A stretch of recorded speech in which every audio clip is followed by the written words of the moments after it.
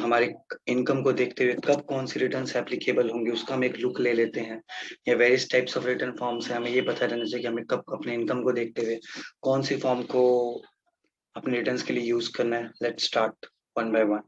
तो पहला जो है हमारा असेसमेंट ईयर 2021 जो पहला फॉर्म आ रहा है जिसको हम कहते हैं ITR 1 सहज, वो कब एप्लीकेबल है? पर्सन जो हो हमारा एसएससी जो हो, इंडिविजुअल हो, रेजिडेंट इंडिविजुअल हो, और जो इनकम हो अप टू ₹50 लाख हो। इनकम के जो कंपोनेंट होंगे वो होंगे हमारे salary, house, single house property, other sources, family pension and agriculture income up to ₹5,000।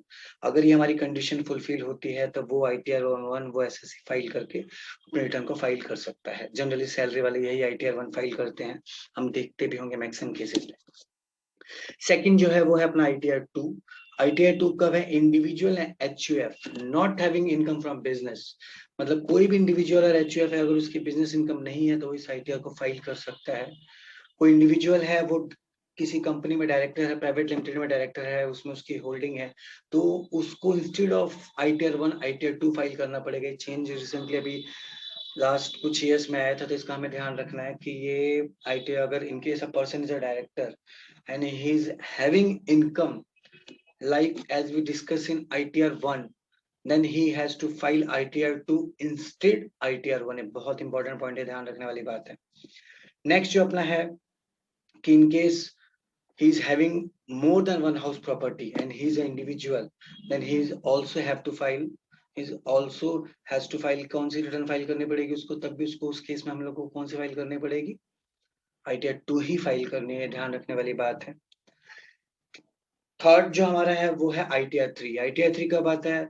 In case a person is individual और HUF and having income from business और प्रोफेशन, तो उस केस में वो ITR 3 फाइल करेगा। वो बहुत इंपॉर्टेंट है, ये भी ध्यान रखना कि भैया in case individual HUF having income from business, तो उस केस में उसको ITR 3 देखना पड़ेगा। अभी तक जितने भी फॉर्म्स हमने अभी तक डिस्कस किए हैं ITR 1, 2, 3, तीनों के तीनों फॉर्म्स हमारे इंडिविजुअल HUF से ही रिलेट करते हैं। नेक्स्ट ITR 4 कब इनको एप्लीकेबल होगा? अगर आप एसएससी अपना इंडिविजुअल HUF फर्म कौन other than LLP, limited liability partnership firm यहाँ पे नहीं आएगी, एंड रेजिडेंट और उसकी total income up to ₹50 lakh है, देन और बिजनेस और प्रोफेशन से वो इनकम हो रही है, देन और बिजनेस और प्रोफेशन से वो इनकम हो रही है, प्लस और बिजनेस और प्रोफेशन की वो इनकम एक पर्टिकुलर स्पेसिफाइड परसेंटेज जो इन particular specific sections like 44 AD, ADA और AE में डिफाइन है, उनके अकॉर्डिंग डिक्लेयर कर रहा है, देन वो इस ITR फॉर्म को यूज कर सकता है। जनरली फॉर्म तब यूज होता है in case person is not maintaining books of account,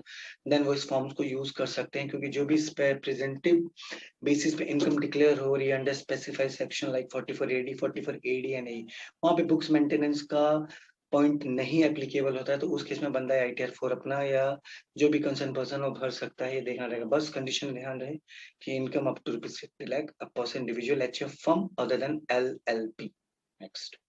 next जो हमारी ITR वो ITR 5 है। ITR 5 ये उनके लिए है जो other than individual HUF company and person filing form ITR 7 means किन के लिए? फर्म्स के लिए, LLPs के लिए, अगर if they are not filing ITR 4, तो ये हमारा एक ध्यान रखने वाला पॉइंट है।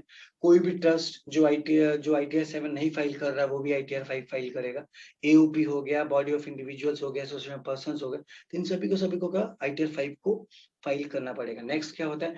Next ITR 6। जनरली कंपनीज के लिए ITR 6 फाइल होता है, लेकिन वो कंपनीज जो बिजनेस रन कर रही है, जो है ट्रस्ट और NGO टाइप में काम कर रहे हैं, उनके लिए सेक्शन 11 की कंपनी है, उनके लिए फॉर्म एप्लीकेबल नहीं होगा। ध्यान रखने वाली बात है, उनके लिए फॉर्म ITR 7 एप्लीकेबल होगा। Please try to understand this also. Next हमारा है ITR 7।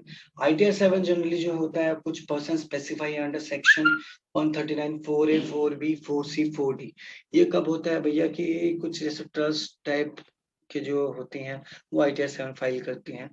तो अभी तक जितने भी फॉर्म्स हमारे ITR के एप्लीकेबल हैं, ये 1 से लेकर 7 तक, ये हमने एक लुक ले लिया कि भैया हमारे इनकम को देखते हुए, हमारे नेचर, हमारी जो हमारा कॉन्स्टिट्यूशन है, हम फर्म है, इंडिविजुअल है, HUF है, कंपनी है, LLP है, या क्या कहते हैं अपना ट्रस्ट है, उनको देखते हुए हमारा कौन सा ITR एप्लीकेबल होगा, फॉर्म्स एप्लीकेबल होंगे जो इस साल हमें यूज करने हैं, उसका हमने एक लुक ले लिया। In case if you people are having any doubt or any remarks जो इसमें correction के point of view so you please send your comments. These all are most welcome. And last but not the least, please like, share, and comment on the videos. It will definitely go to motivate me to make more and more clarification on the general terms which normally in our day-to-day life normally don't be used to. So please take care, you and your family. Thanks. Good day.